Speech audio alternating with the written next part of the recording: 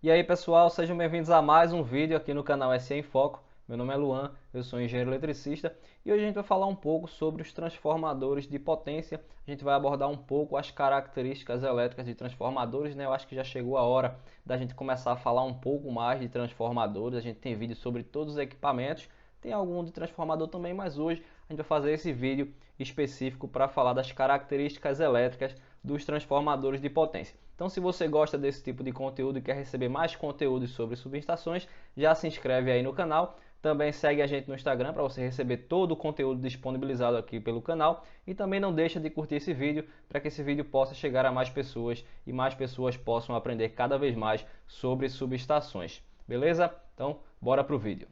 Então, pessoal, vamos começar aqui a falar das características elétricas dos transformadores através da sua potência nominal. A potência nominal de um equipamento qualquer é aquela potência que serve de base para a especificação do equipamento, para o projeto do equipamento. Um fabricante, quando vai especificar, na verdade, quando vai fabricar um equipamento, a gente especifica a potência nominal desse equipamento, fornece isso na especificação para o fabricante e a partir disso o fabricante vai projetar o equipamento considerando aquela potência que a gente colocou lá naquele documento que faz parte do nosso projeto. Então a potência nominal é o primeiro fator que a gente deve especificar em um transformador de potência.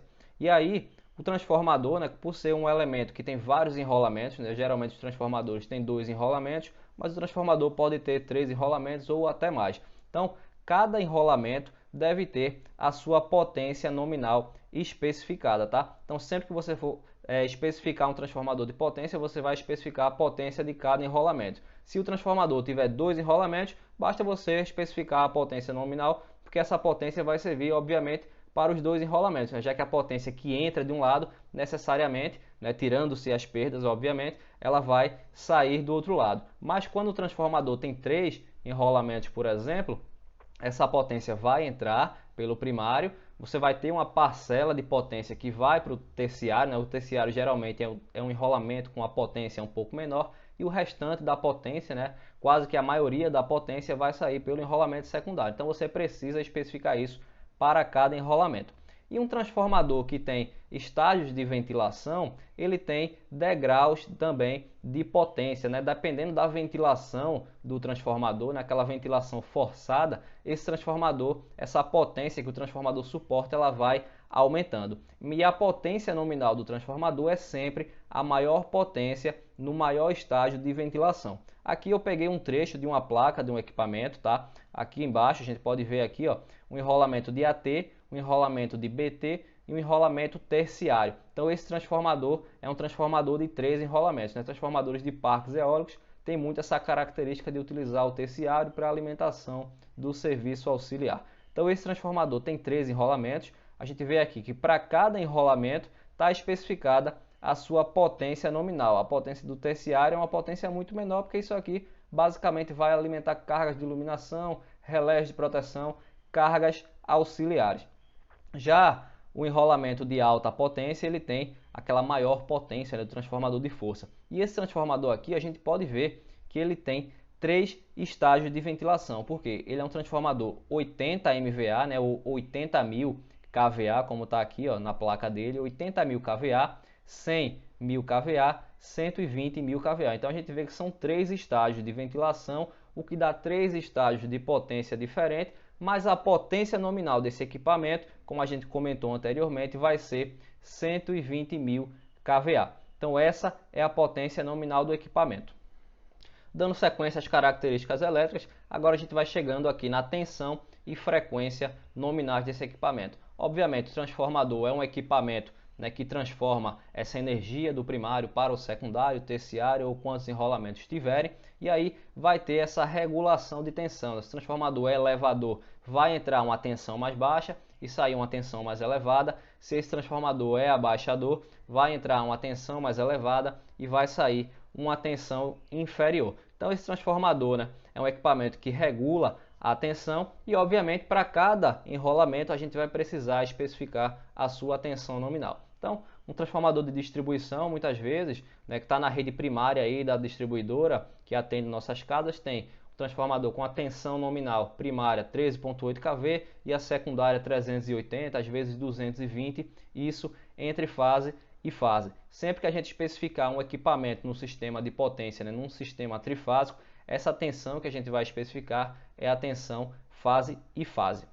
E a frequência nominal do equipamento vai ter que se adequar ao sistema onde esse equipamento está instalado. Aqui no Brasil a gente tem essa característica de ter uma frequência de 60 Hz, mas em outros países essa frequência é de 50 Hz. Alguns sistemas que operam com frequências diferentes, você vai ter que adequar aí o equipamento à frequência do sistema. Sempre o equipamento vai ter que estar casado ali com a frequência do sistema. As correntes nominais do equipamento também vão ser referidas a cada enrolamento, né? Quanto maior a tensão do enrolamento, menor a corrente naquele enrolamento, porque a potência ali vai ser a mesma. Então, num transformador que tem uma alta tensão, aquela corrente que vai estar passando ali vai ser uma corrente baixa, né? Isso é o princípio da transmissão, né? Por isso que a gente eleva a tensão para poder fazer a transmissão daquela potência da geração até a carga e com isso diminuir as perdas. Então a corrente, a gente vai especificar isso para cada enrolamento, né? No transformador ela é determinada a partir da sua potência nominal e também da sua tensão nominal. E se o transformador for monofásico, né? Existem alguns casos de transformadores monofásicos, a gente vai calcular através dessa fórmula, né? Aquela fórmula extremamente simples de um sistema monofásico, onde a corrente do enrolamento, né? A corrente de carga que a gente está chamando aqui, é a sua potência aparente dividido pela tensão fase neutro. Já no sistema trifásico, a gente tem que essa corrente é igual à potência aparente dividido pela tensão entre fases, né? Sistema trifásico sempre tensão entre fases e também raiz de 3. É assim que a gente vai determinar a corrente nominal que vai estar passando pelos enrolamentos do transformador.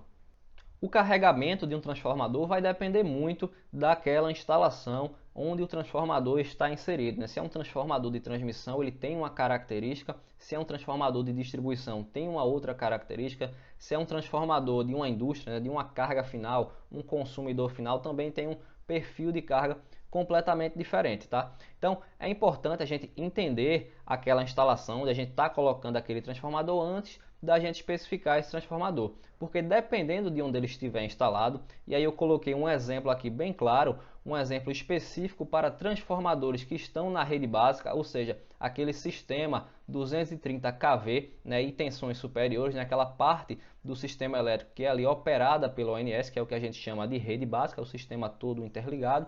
Então, nessa rede básica, a gente tem que o ONS estabelece que todo transformador que entrar em operação ali na rede básica, ele vai ter que suportar algumas condições de carregamento. Então esse transformador aqui, ó, ele é especificado para 100%, aqui a gente tem a potência, tá, do transformador, a carga, e aqui no eixo X, né, o eixo da abscissa, a gente tem o tempo. Então, ó, esse transformador ele pode operar com 100% da carga por tempo indefinido, tá? Todo transformador, todo equipamento, ele tem essa característica. Se você especificou uma determinada potência, ele vai ter que funcionar com aquela potência durante um tempo indefinido, talvez até toda a vida dele ele tem que suportar. Mas quando a gente fala de sobrecarga, ou seja, uma carga acima da sua capacidade, aí o equipamento não é obrigado a suportar tudo isso. Tá? Então, se esse transformador da rede básica tem uma sobrecarga de 20%, ou seja, se ele opera com a potência de 120%, esse transformador é obrigado a suportar 4 horas. Tá? Então, 4 horas, esse transformador vai ter que suportar 120% da sua carga.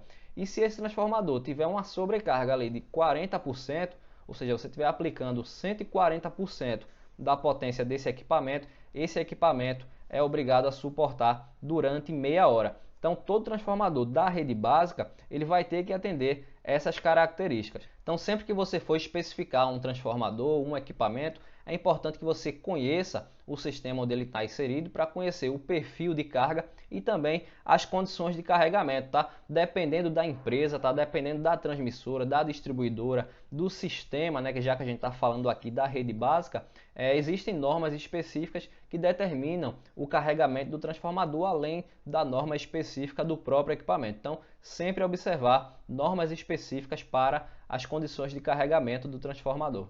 Bom, o transformador vai precisar suportar toda a corrente de curto-circuito que passar pelo equipamento, né? E como é que a gente vai obter essas correntes de curto-circuito? Normalmente, né, em subestações de distribuição e transmissão, essa corrente de curto-circuito é fruto de um estudo que é realizado ou pelo acessante ou pela distribuidora, né, pela transmissora. Alguém vai ter que realizar um estudo de curto-circuito, né, no maior horizonte possível, para que a gente possa obter esses valores de corrente e aí especificar a corrente necessária de curto-circuito do equipamento. Aqui eu peguei um trecho de um estudo de curto-circuito, tá? Esse é um estudo um pouco antigo, o horizonte dele era aqui, ó, 2020, e aqui a gente tem todas as correntes de curto-circuito daquela instalação, né, daquela região ali de operação. Então você vai verificar qual é a maior corrente, tá, de curto-circuito, e aí você vai especificar no seu projeto, né, que o equipamento vai ter que ter uma suportabilidade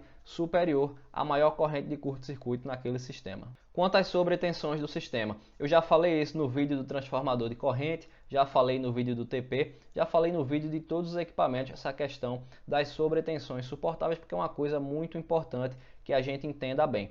Para um equipamento, a gente precisa especificar, além da tensão nominal do equipamento, né, que é igual à tensão do sistema, as suas tensões suportáveis. E aqui a gente tem basicamente três tensões diferentes, né, que é a tensão máxima do equipamento, que é essa primeira coluna. A tensão máxima do equipamento para um equipamento 13.8 kV vai ser de 15 kV, para um equipamento de 34,5, por exemplo, 36,2 kV, para um equipamento de 69, 72,5 kV. A sobretensão, essa tensão máxima do equipamento, ela está relacionada com aquela variação de tensão do sistema, tá? Um sistema 13.8 kV nem sempre vai operar exatamente com 13.8 kV. Às vezes vai ter um pouco mais, às vezes vai ter um pouco menos. E quando esse sistema tiver um pouco mais, né, de tensão, tiver ali 14 kV, o equipamento tem que suportar. Então o equipamento, nessa tensão máxima do equipamento, que é aquela tensão que o equipamento vai poder operar continuamente, ela vai ter que ser maior do que a tensão nominal do sistema, e ela é dada nessa primeira coluna.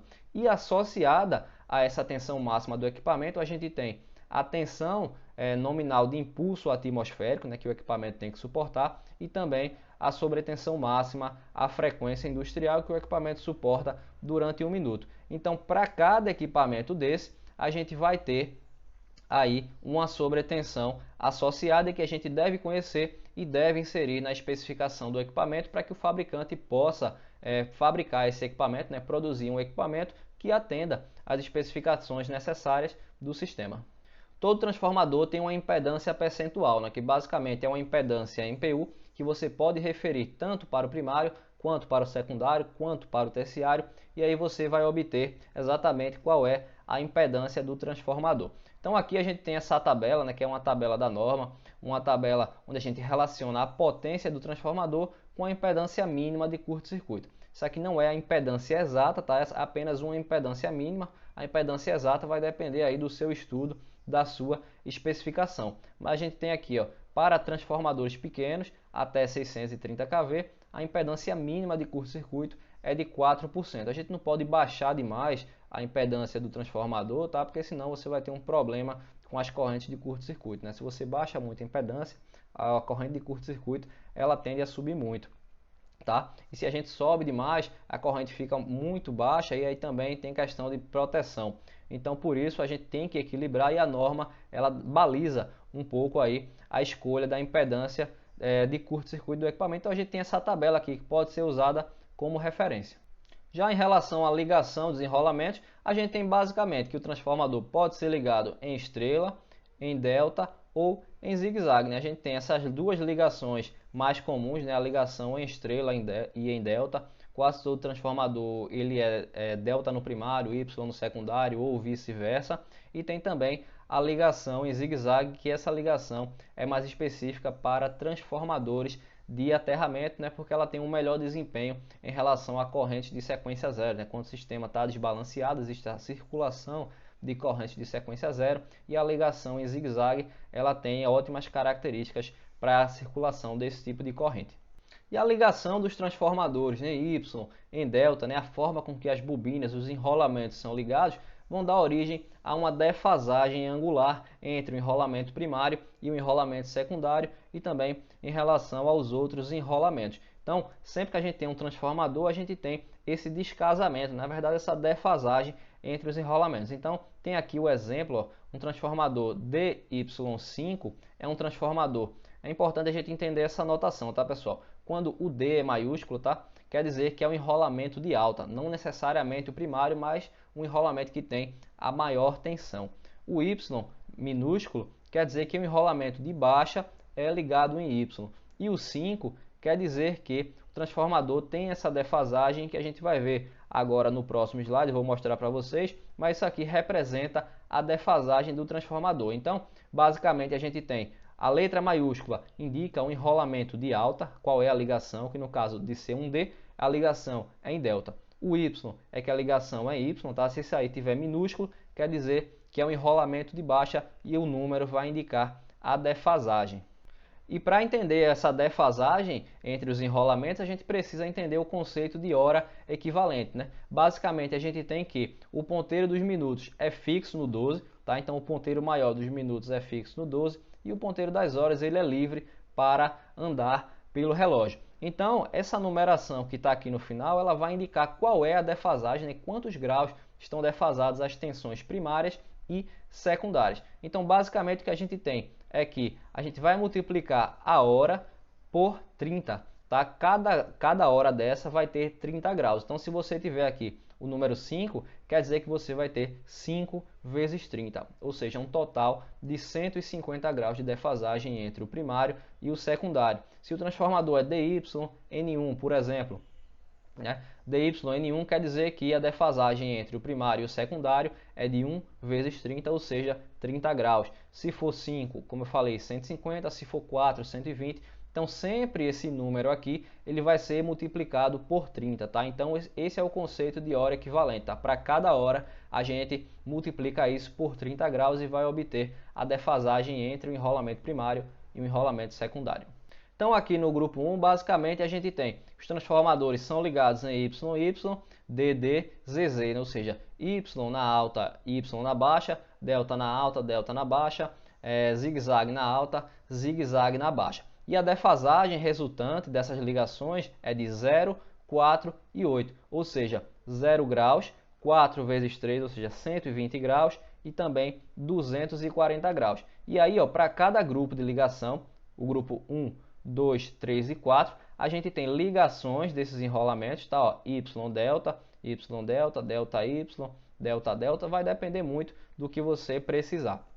E cada ligação dessa vai gerar defasagens diferentes, tá? Então, o transformador às vezes não precisa exatamente ter a mesma defasagem, mas se esses transformadores, né, que vão operar em paralelo tiver no mesmo grupo de ligação, por exemplo, um transformador for DYN1 e DYN5, é possível que a gente faça algumas alterações na sua ligação, tá? Ao invés de sequenciar as fases, por exemplo, ABC em um transformador e no outro transformador ABC, a gente vai fazer algumas alterações na ligação e aí a gente consegue que esses transformadores possam operar em paralelo sem haver aquela corrente de circulação. Então, para colocar transformadores em paralelo, é muito importante que a gente entenda esse conceito de grupos de ligação, tá? Grupos de ligação são ligações que vão gerar defasagens comuns, vamos colocar dessa forma aqui, ou defasagens, pelo menos, que a gente pode trabalhar e aí fazer com que a força eletromotriz resultante do secundário transformador seja nula.